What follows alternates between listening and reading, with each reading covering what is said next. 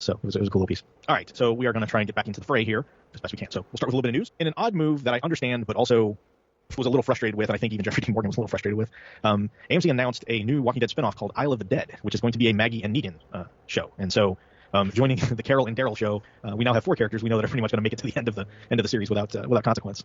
I have 2 thoughts on this.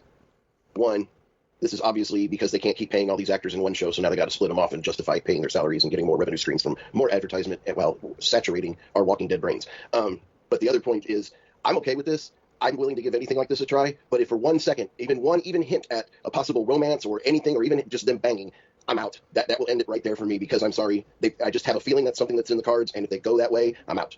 Oh, I don't think that's going to be able to happen at all. Really? I mean, there's a lot of chitter chatter, that place, the internet, and the mistake number 1. Well, yeah, the internet doesn't write the series. I know, but I'm saying you take it all with a grain of salt, but it still kind of creeps into the head, because there was, I forget which episode this season, but where when they were out with the whole train car thing and all of that stuff, where there was a glance, and I was like, don't. Yeah, but I think they dispelled and squashed all that pretty quick. Like Aaron, I'm curious what you think, but I don't think that's in the cards at all. I think any thought like that comes from your mind being so trained to expect that kind of thing. It just feels like it feels like an open TV trope, right? It feels like an open possibility that can emerge. I doubt think it would emerge in this case just because of who these characters are and whatnot. But that's why I'm saying it. I just don't want that, because neither one of these characters would want that at all. Yeah. And it's just, I can see for cheap ratings them going that way, and I just that will be it for me right there. But other than that, I'm willing to give it a chance. I mean, one, I love both of those actors, and I'm up for it, because isn't it like they're stuck in Manhattan or something? Yeah, so that gets to my thoughts on this whole thing, because I think it's a pretty silly idea. Right. Care of the Commonwealth in ways that would make sense for politicians to take care of their communities in some way. Like, I don't see the evil here. Yeah, there's some scheming underneath somewhere as far as his ambitions go, but I don't think anything he's doing is super nefarious or anything. Not that I've seen, for sure. I mean, the whole thing they did to Eugene was a complete dick move, in my opinion. And of course, and I mean, that's unforgivable in my mind. But other than that, what he's doing, I think he's got a good reason. Unforgivable is one way to look at it, but at the same time, it's like, hey, there are other communities out there. We don't know who they are. They seem to get into a lot of trouble given all of the things that have gone on with those communities. We should find information about them. I mean, that kind of makes sense to me. Like, are we under a threat? Is it the team of commando warriors that goes around murdering other groups a threat to our community? Maybe. We should probably figure that out before it's too late. I mean, does that not make sense? Yeah. It almost seems to me like Lance's deal is just he's trying to form alliances and get on enough people's good side to make a run at Pamela, right? Like, perhaps, yeah. I mean, and at least in this episode, like, that's kind of what I got it. Now, obviously, when we get to the next episode, I think there's something else going on. That we'll get to that kind of maybe makes a finer point. That either way, his purpose is to endear himself with as many groups as he can in order to boost his profile. So it makes it a little more obvious, or he thinks it should be obvious in everybody else's mind as far as like what, if somebody's going to be given some sort of power or role or whatever, that it's clearly he's the one that should be well suited for that. So the other thing that got to me is this whole Stephanie thing is nonsense. What was the goal to be like, I'll just ditch him one day, not say anything whatsoever, not leave a note, to just assume that he'll be fine with that or not dig, or it's the kind of thing where like they're entirely smart until they're not. And it's like, well, if you're going to get rid of this person, like provide an exit strategy, right? Not just leave, right? Exactly. I mean, the whole thing is like, oh, suddenly he says he loves you, and now it's too serious, and you got to bail and get out from your undercover assignment. Not that you just spent the night with him or anything. But the whole thing is crazy. By the point Eugene actually gets to the Commonwealth, Lance and company already have all the information and everything they need out of Eugene and his group and where Alexandria is and everything else. So why not just make it to where, like, Stephanie's just like, oh, hi, nice to meet you, and then just kind of has like a very casual distance. Yeah, I don't know why the charade needed to go on so long. It ramped up. Like, why ramp it up? Like, I don't understand. Like, it's like a weird like step so we can like have conflict between him and the real Stephanie with Max. So like they can just instantly be together. And it's like, I see through it too easily. It's just like, all right, that was unnecessary to push us there. Yeah. So basically, at the end of the episode, Eugene is kind of a broken man. Lance has called his bluff. We find out that Stephanie is really somebody named Shira, and that she actually did enjoy his book. And Eugene is so bummed out and thinking everything is a lie that he takes his manuscript and burns it. And up comes behind him is the quote real Stephanie. And that's where we end this episode. So this is part 1. We'll get to episode 12 in a minute. So let's do our busters for this episode. Rich, how many busters do you give this one? I'm going to go right down the middle with a 3. I mean, there wasn't a lot of stellar storytelling in this episode. There were some fun beats to it, some things I liked. Eugene was pretty interesting as always. I didn't necessarily like what we just talked about, the whole Stephanie, just the exit strategy or lack thereof. So yeah, 3 right down the middle. Gotcha. Aaron? I'm at a 2.5 busters. Like I was trying to give it the benefit of the doubt, but it's like I'm not into what this is, and that's why I was asking like, what's the tone of this supposed to be? Because I don't feel like I got the vibe that it was on to like appreciate whatever conspiracy theory story they were going for, even if it tied into like meanwhile Connie's dealing with another conspiracy to some degree. It's like there's like stuff there, but overall, like, not my favorite. Yeah, it's almost like it seems like the Connie conspiracy side of things would really be what's more interesting, and they focused on the Eugene side of it. Yeah. So that part of the episode I found riveting. And I love the Connie character anyway, but still, that was good. But let's not explore that. Yeah, and I'm sure we'll get there, but I'm gonna also give this 2.5. I think the only thing that really kind of pushed me up from 2 is just the Eugene performance. That Dermot is good. I agree. I think he had some really good stuff. And then again, that whole sequence between him and Lance, I thought was just really, really well done. And I thought the direction was fine. I think Cudlitz was, like I said, he was kind of going for this like horror noir thing that for the most part worked for me. I think the deficiencies in this episode were just the script more so than anything else. Sure. All right, now the tough part. Facebook group comments. I can read the busters. Okay. We do have our Facebook group, facebook.com/group/WTV podcast, and we put up our Buster rating post for all of you listeners to chime in with what they thought of every week's episode. And we have several here for this week's episode, for last week's episode. Rogue Elements. First up from Mike Jones, he writes 2 imposters out of 5. This feels like last season of Lost, and that's not a good thing. Detective Eugene is very interesting. Next week's preview looks good, so there's that. Kevin Berry writes 2 overly sweaty Eugenes out of 5. I never really got to the Eugene stuff, but I did enjoy the Stephanie twist at the end, and I'm glad it was not him reading the novels to a group of people at his book signing. I did enjoy the 2 side stories, but I wish they would move on from episodes that focus on how corrupt this place is and progress the story a little quicker. Richard Cherry Choppy Cherryton writes 2 murder kits out of 5. Again, another episode. It was okay at best. The highlight of this episode was Princess and the lasagna. Apart from that, I wasn't entertained. I just hope this final season ends on a high, doesn't limp along like a walker shuffling to its impending end. Yukiyoshi Sawada has plenty to say here. 3 Eugene Porter's the world's post-apocalyptic greatest detective out of 5. 1 Eugene with a novel. Do you think he writes the way he talks? If so, that's a hard book to read. 2 5:30. It's too early for ice cream. The music they play at the ice cream shop almost made me think, wait, is Eugene going to sing? Is this a long way to walk into a musical episode we've been asking for? Spoilers, it wasn't. 3 I feel like the opening got a bit longer. Got a bit of a longer makeover. Is it just me? 4 I know the local Commonwealth News team are the enemies of the people that can. Just say good for Jan for talking to Connie and not Kelly. I just like that she had a full conversation with her and not just once talking to Kelly. 5 make that trainee would be put on MP duty before going into field. Also, the world where you die and reanimate wellness checks would be necessary. This makes sense to me. 6 I genuinely believe that Princess doesn't know how to cook at least something that involves more than how to cook more, at least something that involves more than a microwave or just boiling water like me. 7 Eugene is in his best Batman voice. Declare your promise to me of the truth to me. When Eugene named Roman, I had to check Roman for 400 days last name. There was none, but I think that Roman here looks kind of like Roman from the game. Could just be me. It's a video game reference. I'm trying to remember Roman. 8 calling it Mercer's sister is one of them. I don't know what to call Tyler Davis' group. 9, so Lance knew Moto was doing what he was doing right, and this is just a test for Carol. That's what we all think. Yeah. Also, what does Lance's plan have to do with him? Since Moto wasn't part of the Commonwealth. Do we think that Lance knew this all along? What, the skimming? Yeah. I don't think he cared, to be honest with you. Yeah, I think he made it suspicious. But... Yeah, but I think ultimately he just didn't care. Yeah. If there's something to report, Yeah. 10, license go bags. Yes, this too makes sense to me. This class system in this place may be whack, and I'm digging these just in case procedures.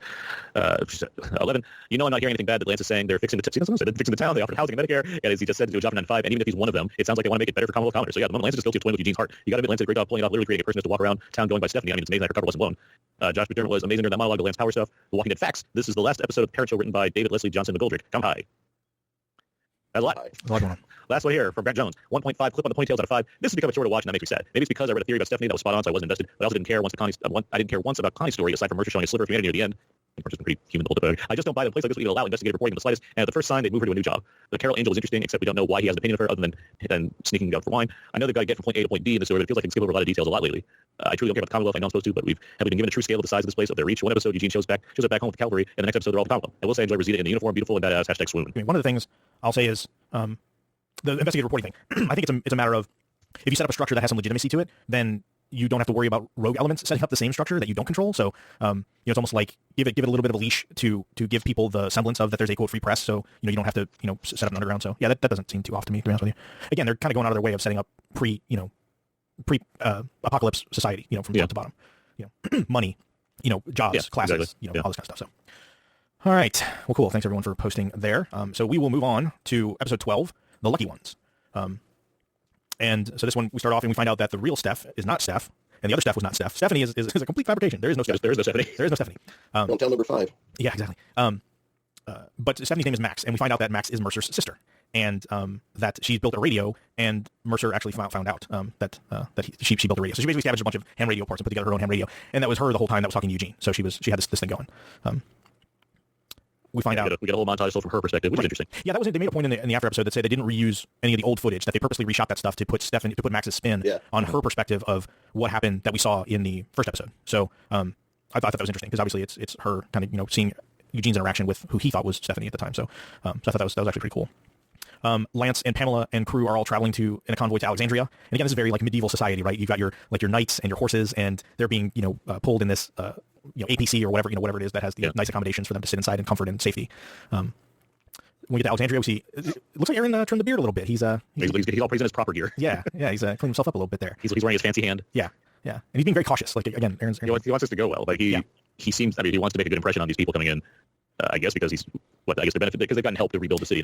Yeah. I mean, when they first showed up, they said, "Oh, we can bring some people and help," and that's panned out where literally Alexandria's being rebuilt with help from people from Alexandria, and so it very much transpose that with how Maggie reacts, and Maggie could give two shits, right? Like I mean, Maggie just doesn't care, and Aaron is like wants to make sure he's attentive and he's cautious and he's not overly offensive and being disrespectful. And it's interesting because Maggie has a child too. Maggie's a single parent, Aaron's a single parent, and I think a lot of what's motivating Aaron to take on the kind of the more cautious persona is his daughter. So It's that, plus he is an optimist, where I think Maggie's very much a pessimist at this point. Yeah. And I think he's trying to see the greater good of having involvement with the community, while Maggie is, she's seeing the negatives that come from this. Yeah. And so, if it's like, yeah, you're going to help our town that's, nearly fallen apart several times and we're being held together by popsicle sticks and masking tape, like, yeah, I don't want to screw that up. I want to keep this thing going because these people are here, including my daughter. Right. Daryl has a conversation with, I think he's talking to Mercer at that time, right? Yeah. He's talking to Mercer mainly. And he said, or was it Lance at that time? And he says, oh, well, what did he, oh, he's in charge here or something like that. What did he do before? And Daryl looks at him. Mercer. Yeah. And Daryl looks at him and goes, doesn't matter what he did before. Again, Daryl making a point, because everything in the Commonwealth is like, what did you do in your previous life? We're going to find a way to adapt that to what you do in the Commonwealth. Whereas in, specifically Daryl's case, because obviously Daryl comes from checkered past and wasn't a great person when he came into the group to begin with, and so he makes a point of saying, like, look, it doesn't matter what all these people did before, like, it only matters what they're doing now. I just thought that was a great kind of a little bit of a thumb in the eye to Mercer to say, like, hey, this is how we run stuff here, like, we don't really care. Yeah, I don't want to go as far as saying communism, but there's certainly a certain kind of vibe of Alexandria that's foreign to Mercer as far as it's more equal opportunity. Someone like Daryl could be the leader. Yeah. They're not relying on old ways to make the most sense out of how they run their town. Yeah, because Mercer even says you were a leader here, and Daryl says one of them. Because they did have the council and stuff. Yeah, so. their circle of people. Yeah. Anyway, I thought it was very subtle, but I thought it was just really well done. And I think given where Mercer's at, I think he took that in. So.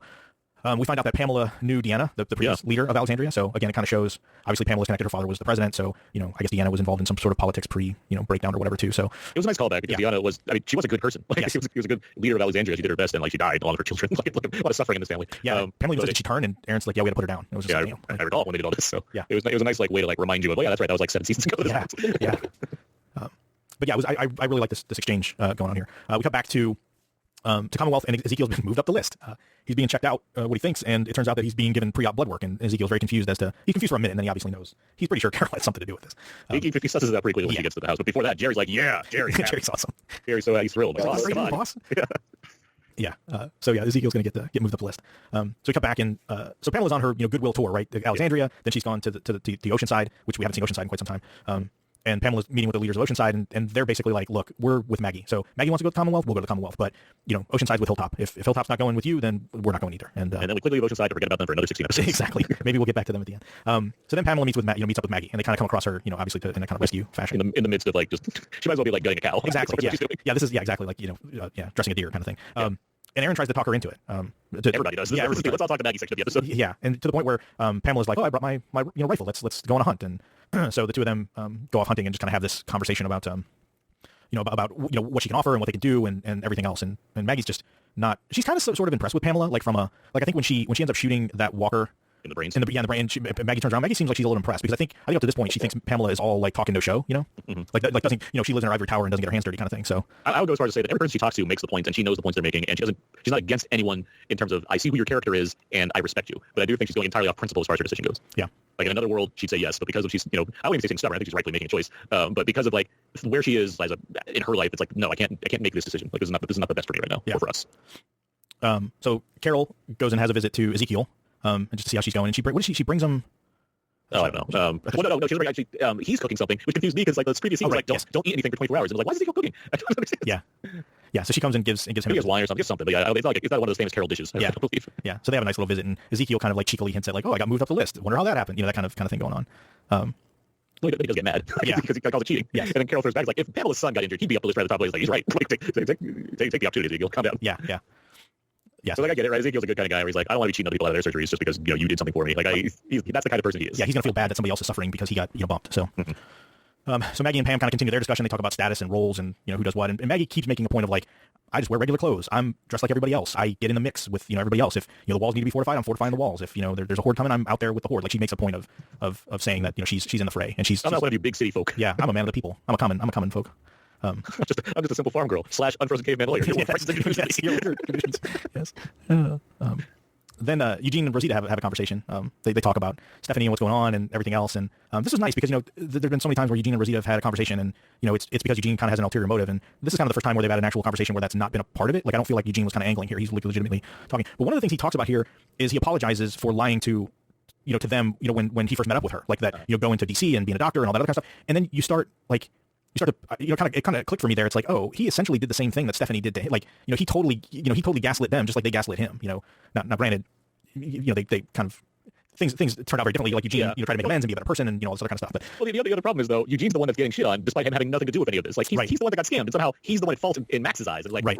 like what are you mad at him for? He's just a sap. Like, what did he do? He doesn't know you. He doesn't know anybody.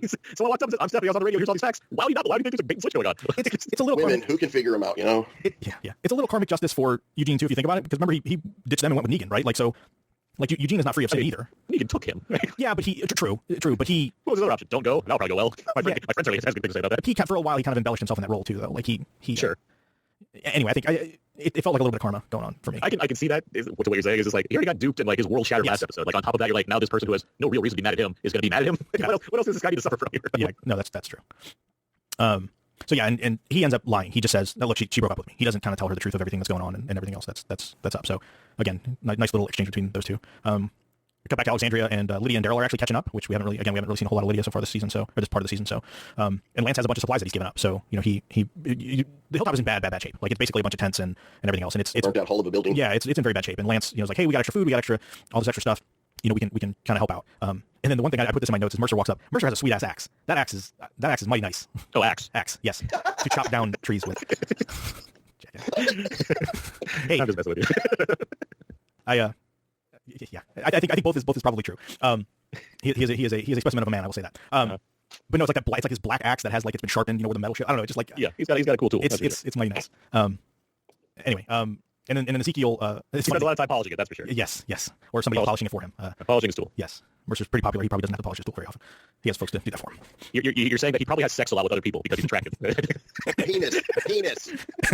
Oh, yes. Professionalism right out the window.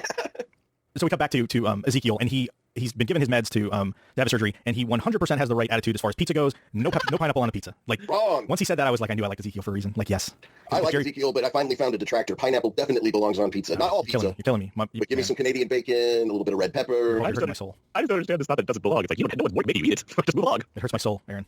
It hurts my Midwestern sensibilities. So don't eat it. Problem solved. I'm Midwestern, and I love pineapple. I love Hawaiian pizza. I'm a very blue-collar pizza guy. I hope this is a debate when they go to Manhattan. Yes. Anyway, I just thought that was funny that he makes a point of telling Jerry that he wants to make sure there's no pineapple on the pizza. So then we find out that Lance has some big ambitions. He talks about basically these interconnected communities and almost like resorts. Like this is going to be like, you're going to have Alexandria, you've got Oceanside, which is like your beachside resort, and you'll build up the hilltop. And clearly, what I got out of this now is Lance is positioning himself to be like the governor of this area of the country. Yeah, the suburbs or whatever. The outer skirts. Yeah. Because even Pamela's like, what I'm gonna, like, why am I worried about what's happening in another state? And I think Lance is clearly like, look, this gives me an opportunity to get away from her. Like I can build my own thing. I can, basically live high on the hog and have the best of everything, and I can, change of scenery and everything else. So clearly, I think that's where Lance, or if nothing else, allow him to build up this part of the world and maybe someday make a challenge to go back to the Commonwealth, is to be like president or whatever Pamela's title is. But clearly he has larger ambitions outside of the Commonwealth. So things are I guess starting to come into a little bit of focus. I think this is where we start to see some of the nefariousness hinted at. Yeah. So at this point, there's a swarm coming in. Everybody kind of drops their stuff. All the people Hilltop to go and attack them. And then, sure enough, Mercer has his men kind of go around, line up, and he yells them to fire. And they completely in one fell swoop just mow down and drop every one of the walkers that were out there. Now, how you're firing towards somebody and those bullets don't go through and hit the people, I don't know. But the point was the utter inefficient show of force. Like it very much like a Maggie, this is what you can have if you would align with us. Is like you wouldn't have to worry about random swarms of walkers coming in and devastating your folks while you're trying to rebuild your place. You would have an army that would guard and protect you. And ultimately it doesn't move the needle for her. Maggie tells Pamela she's going to pass. Now the interesting thing is her reasoning for it is she's like, oh, there's always a cost. And I was like, well, if that's true, then how are you going to get, like, you had to be a part of another group, and then you would expect people to come into your group. So if you're saying there's always a cost, it's almost like Maggie saying there's always a cost unless it's me. Like, I'm truly a good person. If I brought people into my group, then they wouldn't have to worry about there being a cost. But if it's somebody else, then I don't know. It was a little self-righteous, I thought. Oh yeah, it is. I mean, there's just enough history of what she's had to deal with. Where it's like I get where she's coming from. I also get where the other people at Hilltop are coming from. It's like, Maggie, have you seen our house? It sucks. Like we could use the hands here. And what I like about this is nobody's wrong. And I think the show knows that too. I think the show is acknowledging that it's a very complicated situation, and you have characters that are dynamic enough to know the pros and cons of what they're going for, and even if it comes off a certain way, you're not going to convince them otherwise because there's a principle they want to follow, and I can be empathetic towards that, even if it's ultimately like, yeah, it would be nice to have helping hands helping Hilltop, or Maggie, has a fair sixth sense reading as far as I don't know if I can trust the Commonwealth. Well, it's like, well, we know that you can't trust the Commonwealth. So it's like, I don't think poorly of her for having the right judge of character as far as this might not work out the way we hope it does. Right. But it has a cost. It does. I mean, ultimately, Diane and some of the others decide to leave. Like they're just like, look, the offer's too good. Like this isn't working out. And even if we can get it kind of, back to a semblance of what it is, it's going to be a very long, hard road. And the fact that Maggie's not, I think maybe if Maggie offered to align with the Commonwealth, they may have stayed. because easily, because at that point, like they'll have the resources there to truly rebuild Hilltop. So that's entirely what happened. Yeah, I mean, it's like she's not making a choice that those people's ads will definitely help them. And meanwhile, they're looking at the Commonwealth as a sign that says this way to the Fireworks Puppy Dogs and Candy Factory. Exactly. Like, why are we not going there? Yeah. So she takes a small group and they decide to head back to Alexandria. So then we get this weird sequence at the end with Lance out in the field and he has his revolver and we find out Lance is an exceptional shot. He's nailing headshots from quite a distance away without thinking about it. And Aaron comes up to him and asks him like, "Hey, is everything all right?" And he waits until his walker gets right up close to him and then just tells him everything's fine, all is well. Aaron, I think he takes it a little too casual. He's like, I guess he's just shooting walkers. Like, he doesn't really, I don't think he's as trepidatious. Yeah, he made it sound just that he's more, which he should be. It's just like he kind of just goes up to him, was like, because like him and Lance have been kind of playing heads throughout the episode as far as like they're not cool with each other. It seems like they're both. Right. It seems like a game sees game thing, except Aaron's like, actually righteous. Lance is conniving. And Lance already picks up on the fact that he seems to be cozying up with Pamela, which obviously... That's the thing, too, yeah. Aaron's good with other people. So. Yeah. But he just kind of walks up to him and was like, okay, I guess he's just shooting walkers. That's a revolver. Drawing a lot of attention, which doesn't seem wise, but okay. Yeah. At first, because he fires 2 shots in the air, at first I thought he was purposely trying to draw a horde in to prove a point. That's what I thought, too, yeah. But no, he wanted some action. He just wanted some target practice. Yeah. Let out some steam, even though his disposition didn't suggest that he was like laying off anything. Just be like, I just need something to do. Yeah. And that's where we end. Real quick, because Daryl sees little Herschel, and he brought him some lollipops from Judith, which was nice. Yeah. Oh, one more thing. Yeah, and one more thing with Daryl. I mentioned it when we talked about last episode that would come up this episode. When they kill all those walkers, our crew that we're used to, they're used to being somewhat respectful. They typically pick up the bodies, pile them up, either bury them in a pit or burn them or whatever. And so Mercer calls his men to kind of line up in formation, and Daryl is still helping them with the bodies. And then Mercer even calls him out. He's like, Dixon, and he even says like the only reason you're not in uniform is because it's to make a showing for appearances. But and then when that happens with the lineup, Mercer comes up to him and just kind of like on the slide just says, you need to pay attention. You never know who's watching. Like basically kind of sticking out for Daryl, like trying to make sure that he doesn't fall too far out of line or draw too much attention. And obviously he knows that Daryl knows how to play the game because in the last episode when Pamela, he gave Pamela's son the credit after Mercer kind of chewed him out for not being a team player and all that kind of business. So obviously there's something going on with Mercer and Daryl.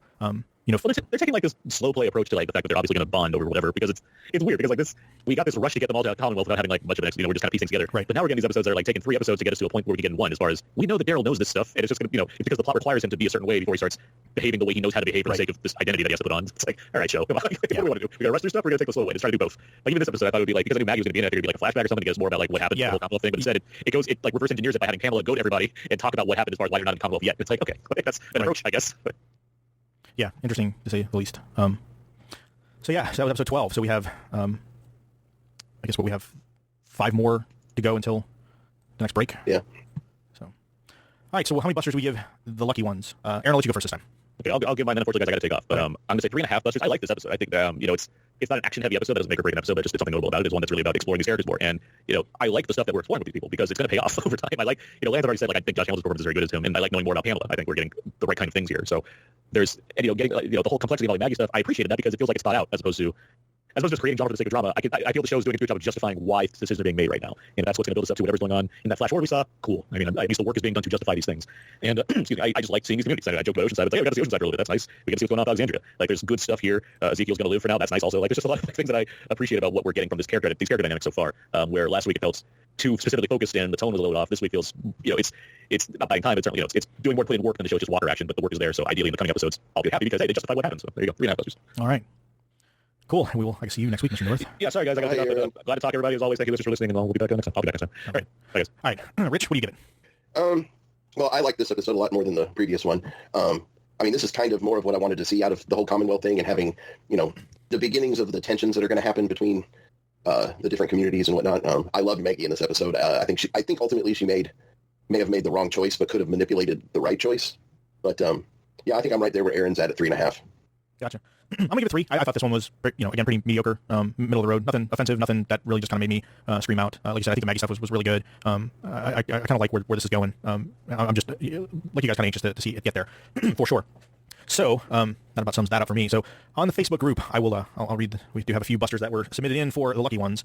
So we'll go through these real quick. Starting off with Brent Jones. About 2/3 of the way into this episode, I thought about my rating and then Jim, and it made me so sad. Yeah, for sure. It's the busters just don't feel the same.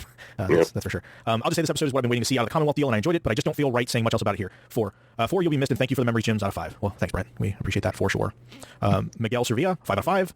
John PCR, wish Negan would have showed up. I think we're probably done with Negan on the regular show. Maybe not. Maybe he'll show up. Okay. Yeah, maybe. We'll see. Richard Charrington, 4, in loving memory of Jim the Voice Deets, out of 5. Enjoyed this week's episode a lot more than the previous episodes. That's all I can say really after such a sad week for all involved in the podcast. R.I.P. Jim, Richard, Chopper Cherry Charrington, Marathon Man, and connoisseur of Coors Light. Indeed, sir. I like water too. Yes. Jim is having a laugh as we speak, so thank you for that. Kevin Barry, 4 busters out of 5. I've said everything I wanted to see to help bring some of the storylines together. Your voice and memory live on, and all those who were impacted by you, Jim. That is for sure. Yukiyoshi Sawada. So let's saddle up. 4 trade negotiation talks out of 5. 1, at least Pamela knows her son is an asshole. That's a start, I guess. Yeah. Sure. 2. Hey, Cersei knew Joffrey was an asshole too, so that doesn't really account for much. Yeah, that'll end well. 2, this lady gets it. She knows the reason Rome fell was because it was too big to manage. Plus, Emperor Nero was a madman, but mostly the first thing, yeah. 3, no engineer. Give some credits to my man Reg. Sure, Maggie and Georgie did some renovations, but come on. Honorable mention to Noah, who would have been an architect if everyone didn't hate him. 4, it's that Jerry goes with Ezekiel to his appointments. Broship is strong. Hey, look Oceanside. 5, I like Aaron is like, don't try that used car salesman talk on me. I'm Aaron, a founder of Alexandria, damn it. 6, Pamela does seem like a legit good leader who does care about her people. She just, like all politicians, is disconnected from the Commodores she serves. An argument there. 7, Carol. Jerry said you had an appointment scheduled today. Anything come up? Blinkety, blinkety, blink. On that note, I would agree with Carol. You're a king, Ezekiel. In the old world, this is how it goes too. 8, in world with no one making bullets, every shell counts. In my opinion, Pamela wastes the shot just for one. Yeah, maybe so, but I'm guessing she probably has her own bullet factory going on. I didn't think about the waste of the bullet. I thought of the sound of the shot bringing more walks. Yeah, I'm pretty sure they've got a munitions factory going. Yeah, for sure. 9, Mercer is even famous among kids outside Commonwealth. Mind you, Momo will be wearing a Mercer t-shirt when Fair gets to this era. I think it's Fear gets to this Fear era. gets, yeah. Gotcha, yeah. 10, Lance may be someone who just wants his name in the history books, but he's not wrong. The first step was surviving. The second was finding a way to settle down in a safe place. The third is starting connections with other safe places. Lance is right. I hate that, but it's true. 11, Maggie is stubborn and a very prideful person. I get that. She is worried about freedom and owing the Commonwealth makes her uncomfortable. She's used to doing things her own way and living hard on the road. But I think as a leader, she should have taken the deal. I don't feel like she's considering what her people need. I feel if Rick was here and not leading a resistance with Silas, he would have taken the deal and say, if they turn out to be something else, then we'll deal with it together. Not to downplay Maggie, but think she forgot how to lead a community and not a group on the run or getting revenge. That's a good point, yeah. Maybe.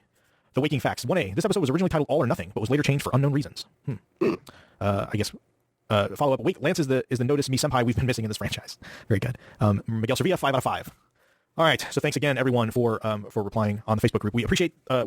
We appreciate really appreciate the kind words and the outpouring support that everyone has given to us and to Jim and to his family. We all really appreciate it. It's coming back and doing this that much, that little bit easier for us to do. Obviously with everything going on, it was tough to kind of get back into the mode. So I think from here on out, I think we'll probably be back to a regular cadence. We'll just see how things go with that. So thanks everyone for listening. Be sure to check out Aaron's reviews. We post them up on the Facebook page. Check it out at whysobblue.com. Also give a listen to Nothing's On, the podcast he does with his co-host Abe, where they talk about the new movie reviews. Hopefully Daryl will be back next week. He'll get himself caught up. But until then, check out the Taylor Network of Podcasts, and you can catch me over there at Gotham by Geeks, where Mr. Hassan and I just reviewed The Batman, the movie that came out, as well as talked a little bit of news, and we talked a little bit about the new Dark Knight Returns board game from a company called Cryptozoic, which is I have it. Yeah, I have the Kickstarter Deluxe Edition and got it in the mail yesterday. So did we. I got mine Tuesday. He got his Monday. Isn't that gorgeous? It is. So we're part of the club. Yay! So we're super stoked about it. So we talk a little bit about that. It's a ginormous piece of board gaming if you're into that kind of thing. So